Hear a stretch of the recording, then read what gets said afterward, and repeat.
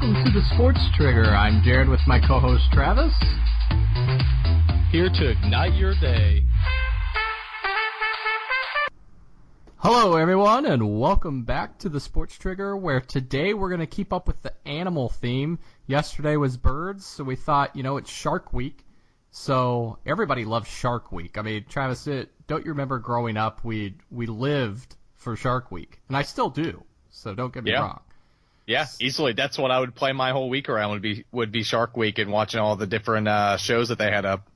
That and microwave dinners. So Mom, we were like, Mom, you could take it easy this week. You don't have to cook, but that kind of gave us a little bit more TV time with the Shark Week. So I think we played that out pretty well. We played it really well, really well. So hopefully she doesn't hear this, but Mom, we got you. So yeah, don't worry about it.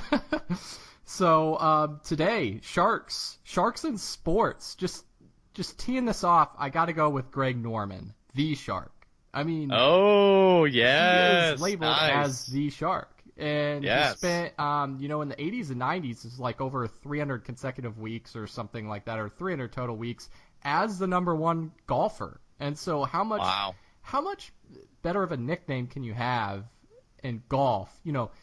Tiger's pretty good, but the Shark, it's intimidating. It's nice. Yeah. It just fits his personality, too, as well. So I feel like you have to have a nickname that really fits your personality. So I'm going with Greg Norman and the Shark. What about you? So when I was thinking about Shark Week and sharks, I was thinking about someone who goes in for the kill, someone who just finishes something off. And one of the first names that came to mind was Isaiah Thomas. And obviously, throughout his whole career, maybe not so much, but this past year in the fourth quarter, everyone was deeming him Mr. Fourth Quarter, especially after the All-Star break. He was averaging over 10 points a game, and that was, I believe, from what I saw, up 3 points more than the next person. So, and that's what you would always see when it comes to NBA and NBA games on TV is you would expect him to show up in the fourth quarter, and he did, and he usually went in for the kill. So I definitely went with Isaiah Thomas.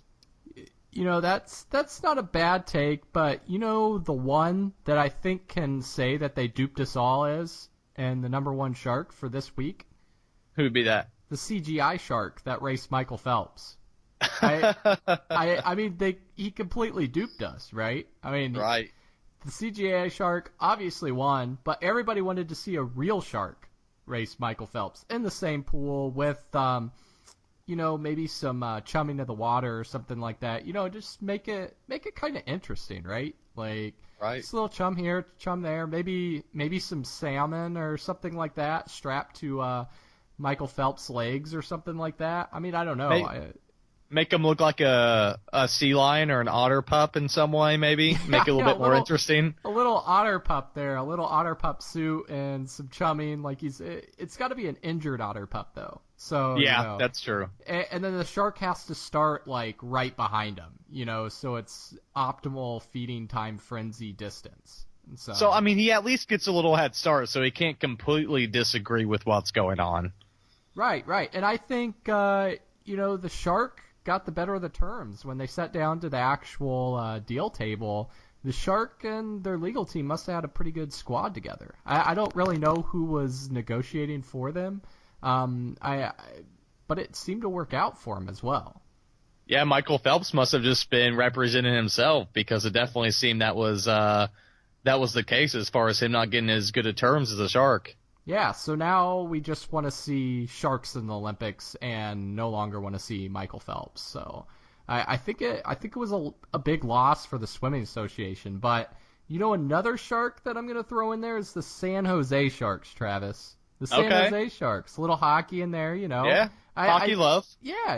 And it's kind of funny that they're in, I guess they're kind of oceanside. So, you got the ocean there, and there's sharks in the ocean, obviously. So, I guess I don't have a big problem with the Sharks being in San Jose, and it kind of fits together, I don't know, a ringing of the bell, San Jose Sharks. But those are my shout-outs with Sharks. What about you? Any more? Yeah, I mean, going along with the theme that I was going for with someone who really finishes and just goes in for the kill, I went with Serena Williams as well, just because of how dominant she is in tennis. And I know we've talked about her previously, but I mean, just to harp again. Yeah, go ahead. Good thing you didn't say Venus there as going in for the kill, you know. Too early. Too early. I think that's fine. I think that's fine. But, you know, I mean, okay, so this is someone who's won 23 of 29 Grand Slams and 79% win percentage. In all of her career finals, she's 72 out of 92, which is a 78% win percentage. So, I mean, this is something that when she's playing, it's an expectation she's going to be in the finals. And, you know, regardless of how you feel of tennis in general or women's tennis, that's remarkable to me. And it's someone that I wouldn't want to face because obviously she's expected to make the finals. And when she does make it, she usually wins. Yeah, no argument there. I mean, obviously her record speaks for herself, but I do wish you would have taken a better take on the Shark Week this week. You know, I mean, you were pretty solid with the birds, but I don't know what happened here. I'm a bird guy. You know, I'm not a carnivore type of person. Yeah. So I definitely stuck with the birds, and I did a lot of research with them. And then when it came to sharks, you know, I kind of just went belly up, if you will. Yeah. You know, that's disappointing, Travis, but it's all right. If you're a bird guy, you got to stick with the birds, right? Like, well, hey, next year can be my Shark Week. I'll definitely turn it up on Shark Week and then dole it down on the birds. Yeah, there you go. That setting goals early, right? Setting goals early for next year. So New Year's resolution.